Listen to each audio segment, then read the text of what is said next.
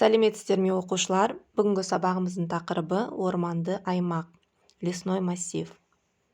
Бүгінгі өтетін жаңа сөздер бу, булану, пар испарение, құтқару, спасать, өрт, пожар, сарғаю, желтеть, қашу, убегать, ауысу, перемещаться, қылқан жапырақты, хвойные, сөндіру, тушить. Балалар, жаңа сөздерді оқимыз, дәптерге жазамыз және сурет арқылы қайталаймыз. Бу, булану, өрт, сарғаю, сөндіру, құтқару және қашу. Ребята, еще раз прочитайте, запишите в словарь и запомните новые слова.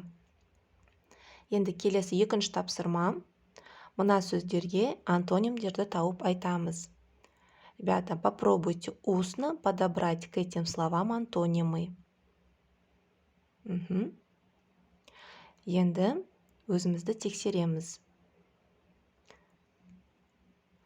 Құрғақ, дымқыл, пайдалы, зиян, таза, лас, жиі, сирек, терең, антоним болады тайыз. Ребята, я думаю, у вас у всех правильно. Енді келесі үшінші тапсырма, мәтінді түсініп оқы.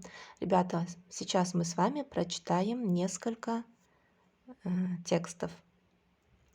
Орманды аймақтың табиғаты өте таза болады. Ормандағы өсімдіктердің тамыры өте тереңде жатады. Олар минералды заттарды жерден мол алады. Сол себепті олардың көбін емге қолданады.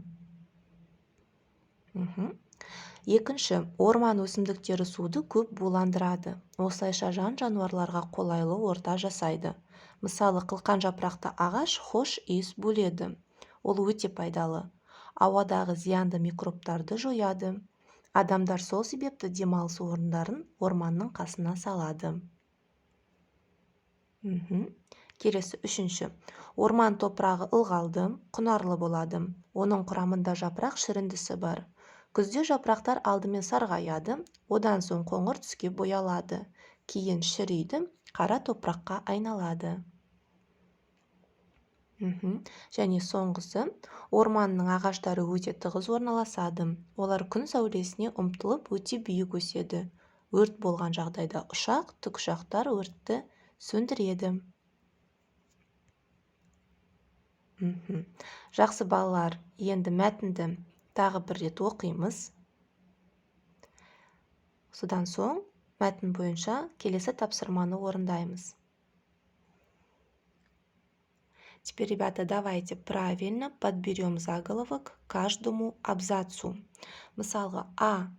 Орман адам мен жануарлар үшін қолайлы орта. Лес – благоприятная среда для людей и животных. В каком тексте об этом говорилось? Келесі, орман өсімдіктерінің пайдасы, то есть польза лесных растений. Б. Орманға төнетін қауіп, опасность для леса. Және В. Орман топырағының құрамы, состав лесной почвы. Теперь приостановите видео и попробуйте определить. Енді өзімізді тексерейік. А нұсқасына бірінші мәтін жатады, Ә нұсқасына екінші мәтін жатады. Б нұсқасына төртінші мәтін жатады. Және В нұсқасына үшінші мәтін жатады. Жарайсыңдар балалар. Я думаю, у всех правильно. Енді келесі назар аударайық. Ребята, обратите внимание. Если к прилагательным прибавляются суффиксы «с», это обозначает отрицание. То есть прилагательные с суффиксами «с» это отрицательные прилагательные. Мысалы, қолайлы – благоприятное, қолайсыз – неблагоприятное. Пайдалы – полезный, пайдасыз – бесполезный. Сулы – многоводный, сусыз – безводный. Құнарлы – плодородный, құнарсыз – неплодородный. иісті запахом, иіссіз без запаха.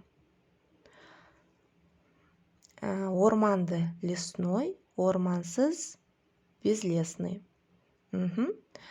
Жақсы балалар, түсінікті болса, енді келесі 4-ші тапсырманы орындаймыз. Үлгі бойынша пайдалы және пайдасыз сөздерінің бірін пайдалан. Мысалы, вам нужно по образцу вместо многоточий в тексте использовать слово либо пайдалы, что означает полезный, либо пайдасыз, что означает бесполезный. Мысалы, мынау өсімдік тамыры, это корень растений. Одан дәрі жасайды, из него делают лекарства. Ол өте пайдалы, это очень полезно. Также по образцу вы должны вместо многоточий поставить одно из слов либо пайдалы, либо пайдасыз и записать его в тетради. Келесі үй жұмысы 5-ші тапсырма. Алдымен жасыл, сонан соң сары, одан кейін қызғылт сары түстің ішіндегі әріптерден сөз құрап, оларды ретімен жаз. Ребята, в 5-м тапсырма вам даны фигуры разноцветного цвета. Сначала соберите слово в зеленый, потом в желтый, затем в оранжевой фигурке. У вас получится предложение, которое вы должны записать в тетради. Жақсы балалар, түсінікті болса, бүгінгі сабағымыз аяқталды. Сау болыңыз.